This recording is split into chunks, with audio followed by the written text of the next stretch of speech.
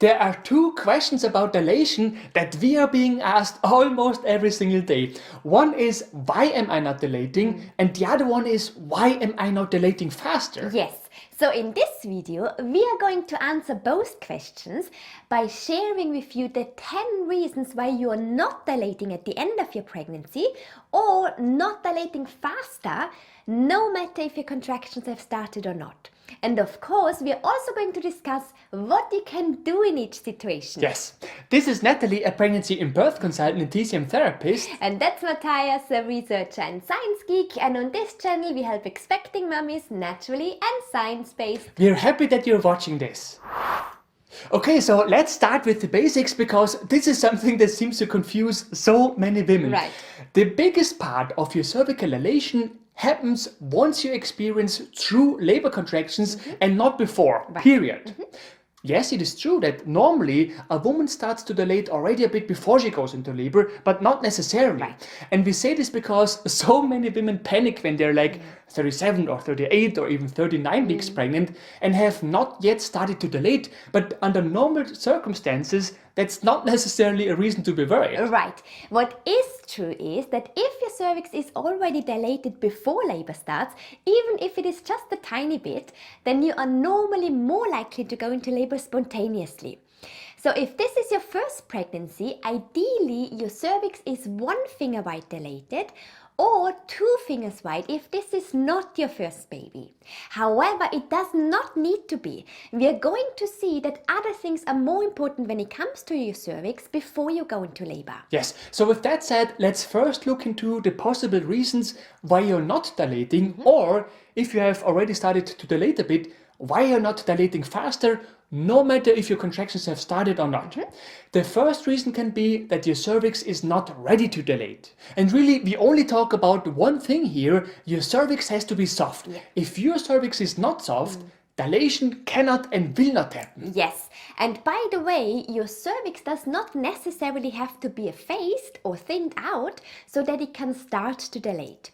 Effacement often happens together with dilation at the same time. Yeah. Moreover, initially, the cervix does not need to be forward either. So what do I mean by that? Well, during your pregnancy, your cervix is posterior. But at the end of your pregnancy, in preparation for labor, it is going to move forward, i.e. in an anterior position. Your contractions will take care of that, so don't worry. In fact, a cervix often moves forward in the pre-labor phase. Yeah. But initially, it's not a requirement for you to be able to dilate, okay? Yes, because of that, we always say to women, when you're like 37 or 38 or even 39 weeks pregnant, don't worry too much about your dilation. Yeah. The goal should be to have a soft cervix at that stage of your pregnancy so that the dilation process can start in the first place. For many women, this will then mean that dilation will start before labor starts. For others, dilation will start once labor has started. Right. Both is totally fine. And if you want to know how you can support that process of softening your cervix, please bear with us. We are going to share a video with you at the end of this video in which we explain in detail how you can accomplish that. Right. The second reason why you're not dilating or dilating very slowly is a malposition of the baby. A malposition can obviously be if your baby is breech, but it could also be that your baby is in some other awkward position, like for example looking upwards.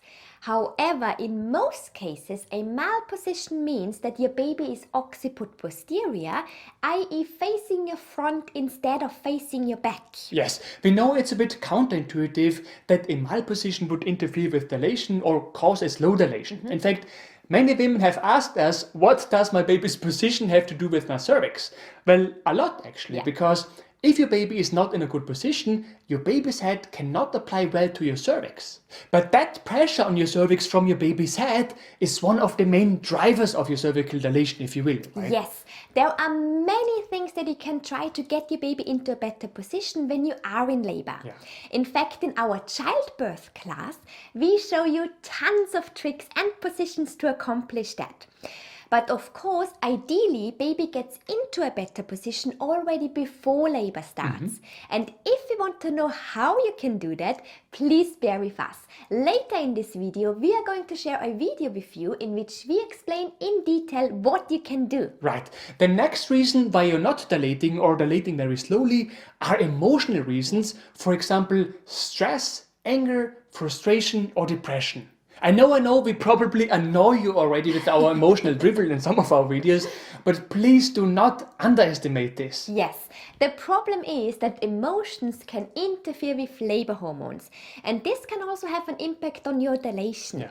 And because of that, it becomes particularly important at the end of your pregnancy to find ways to cope with your emotions.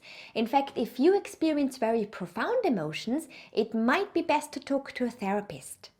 But in most cases, there are other things that can help. For example, yoga, meditation, hypnobirthing, a massage treatment, etc. And one thing that is particularly powerful is when you combine such relaxation techniques with alternative medicine treatments, for example, auricular therapy, acupuncture, reflexology, that we teach in our childbirth class. Yes, and then there is one more thing that can help you relax, and that's exercising, which leads us to the next reason why you're not dilating or dilating very slowly. Yeah. And that's lack of movement. We clearly observe that there is a tendency of women who are active during their pregnancy, particularly during the end of their pregnancy, to be more likely to dilate before labor starts. Yes, and that's also what studies have found. For example, it was shown that women who do birth ball exercises tend to have a better Bishop score, which means that their cervix is more ready to go into labor, and they tend to be dilated to a certain degree even before labor starts. Of course, exercising is not the guarantee that you will start to dilate early, but the tendency is that it's more likely to happen. Right, but movement is also a very important factor when your contractions have started already. In fact, immobility in labor is one of the main reasons why dilation often goes super slowly. Yes. So if your contractions have started already, try to keep mobile and active to support the whole dilation process. Yes. Okay, so far we have discussed reasons why you're not dilating at all or dilating very slowly, no matter if you're already in labor or not. Yeah. The remaining reasons apply in cases when your contractions have started, but your dilation goes very slowly. Yes, so the next reason why dilation can go very slowly in labor is dehydration and overhydration. Studies clearly show that both can slow down the progress in the first stage of labor, which is your dilation phase. Yeah. So please make sure that you regularly have some sips of water, but don't force yourself to drink more than what you feel is right for you, particularly if they keep you hydrated intravenously, because remember, overhydration is not good either. Right. Talking about hydration, obviously hydration will lead to a full bladder, Yeah. and a full bladder can also slow down your labor and dilation. And that's pretty obvious because your bladder is located in your pelvis. So if your bladder is full, it will take more space in your pelvis and leave your baby with less room to descend. And because of that, you should regularly empty your bladder once your contractions have started. Right. The next reason why your dilation can be super slow in labor is when you take a warm bath for too long. If you take a warm bath of, say, 1 hour in early labor, then it will slow down your contractions. As a result, it can also slow down your dilation or prevent that your dilation starts in the first place. Right. And that's because a warm bath can lead to the production of certain hormones, which can interfere or even inhibit the production of labor hormones. Right. The next reason why your dilation can be very slow are medications. Yes, in fact, this is something that often happens when you have an epidural later in active labor. But it could also be other medications that can slow down your dilation. For example, pain medications that you receive in early labor, or medications that are not even related to your labor. Yes, obviously it can be difficult to find a solution in that case as long as the effect of the medication is still there. Yeah. So either you wait until the effect wears off, Or, and this is what usually happens, particularly if you have an epidural, they will give you synthetic oxytocin to keep labor going. Yes. The next reason why your dilation can go very slowly in labor is because of inadequate contractions. Inadequate contractions basically means that your contractions are unable to dilate your cervix.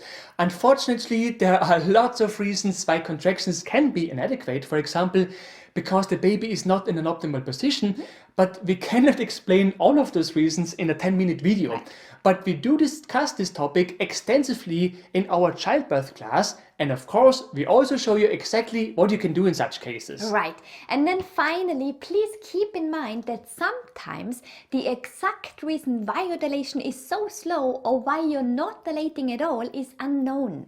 It is very rare though. In fact, most of the times there are always one or two factors which can point you into the right direction.